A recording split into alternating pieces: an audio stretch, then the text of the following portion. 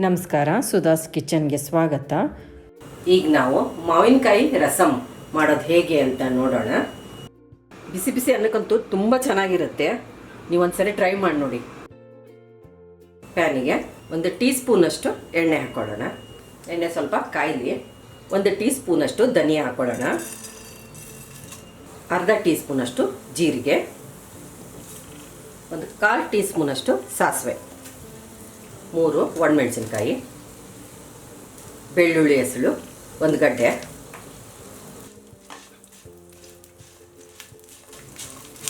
Low ಫ್ಲೇಮಲ್ಲೇ ಘಮ್ ಅಂತ ಸುವಾಸನೆ ಬರೋವರೆಗೂ ಫ್ರೈ ಮಾಡ್ಕೊಳ್ಳೋಣ.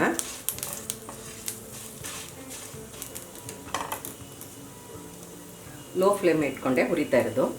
ಮೆಣಸಿನ್ಕಾಯಿ 1-2-3 ತುಂಡು ಮಾಡಿಕೊಂಡ್ರೆ ಬೇಗ ಫ್ರೈ ಆಗುತ್ತೆ. ಧನಿಯಾ ಎಲ್ಲ ಫ್ರೈ ಆಗಿದೆ. ಈಗ ಗ್ಯಾಸ್ ಆಫ್ ಮಾಡ್ಕೊಳ್ಳೋಣ. ಸ್ವಲ್ಪ ತಣ್ಣಗಾಗಲಿ. 1 ಮಾವಿನಕಾಯಿ ತೊಗೊಂಡಿದ್ದೀನಿ. ಮಾವಿನಕಾಯಿನ ಬೇಯಿಸಿಟ್ಕೊಳ್ಳೋಣ. ನಾನಿಲ್ಲಿ ಮಾವಿನಕಾಯಿ ಆಗಲೇ ಬೇಯಿಸಿಟ್ಕೊಂಡಿದ್ದೀನಿ. ಒಂದು ಅರ್ಧ ಕಪ್ ನೀರಲ್ಲಿ ನೋಡಿ ಈ ಥರ ಮೆತ್ತಗಾಗುವಂಗೆ ಬೇಯಿಸ್ಕೊಂಡಿರೋದು.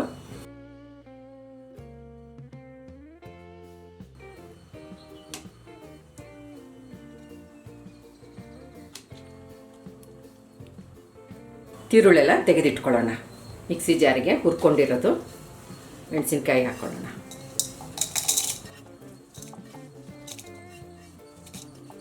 ಒಂದು ಕೊಬ್ಬರಿ 1 ಟೇಬಲ್ ಸ್ಪೂನ್ ಅಷ್ಟು ತೊಗೊಂಡಿದ್ದೀನಿ. ನೀರು ಹಾಕಿ ಪೇಸ್ಟ್ ಮಾಡ್ಕೊಳ್ಳೋಣ. ಈ ಥರ ತರಿಯಾಗಿ ಪುಡಿ ಮಾಡ್ಕೊಂಡಿರೋದು.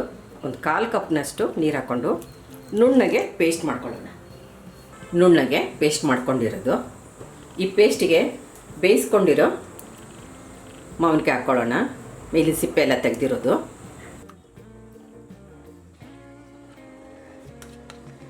ಒಂದೆರಡು ಸುತ್ತು ತಿರುಗಿಸ್ಕೊಳ್ಳೋಣ. ರುಬ್ಬಿರೋದನ್ನು ಪಾತ್ರೆ ತಕ್ಕೊಳ್ಳೋಣ. ನಿಮಗೆ ಎಷ್ಟು ತೆಳ್ಳಗೆ ಬೇಕೋ ಅಷ್ಟು ನೀರು ಸೇರಿಸ್ಕೋಬೋದು.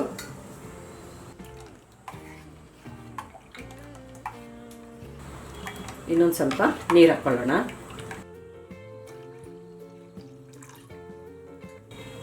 ಉಪ್ಪು ಸೇರಿಸ್ಕೊಳ್ಳೋಣ ರುಚಿಗೆ ತಕ್ಕಷ್ಟು. ಒಂದು ಅರ್ಧ ಟೀ ಸ್ಪೂನಷ್ಟು ಬೆಲ್ಲ.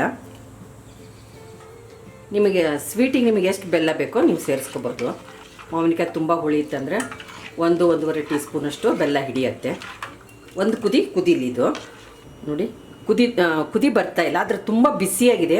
ಇದನ್ನು ತುಂಬ ಕುದಿಯೋಂಗೆ ಕುದಿಸೋದು ಬೇಡ. ಚೆನ್ನಾಗಿ ಸ್ವಲ್ಪ ಬಿಸಿ ಆದರೆ ಸಾಕು. ಈಗ ತೆಕ್ಕೊಂಡು ಮೇಲೆ ಒಂದು ಒಗ್ಗರಣೆ ಹಾಕ್ಕೊಳ್ಳೋಣ. ಒಗ್ಗರಣೆ ಸೇರಿಸ್ಕೊಳ್ಳೋಣ. ಸ್ವಲ್ಪ ಕೊತ್ತಂಬರಿ ಸೊಪ್ಪು.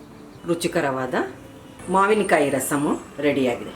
ನಮ್ಮ ಚಾನಲ್ಗೆ ಸಬ್ಸ್ಕ್ರೈಬ್ ಮಾಡಿ, ಬೆಲ್ ಐಕಾನ್ ಒತ್ತಿ ಹಾಗೂ ವಿಡಿಯೋಸ್ನ ಲೈಕ್, ಶೇರ್ ಮತ್ತು ಕಾಮೆಂಟ್ ಮಾಡಿ.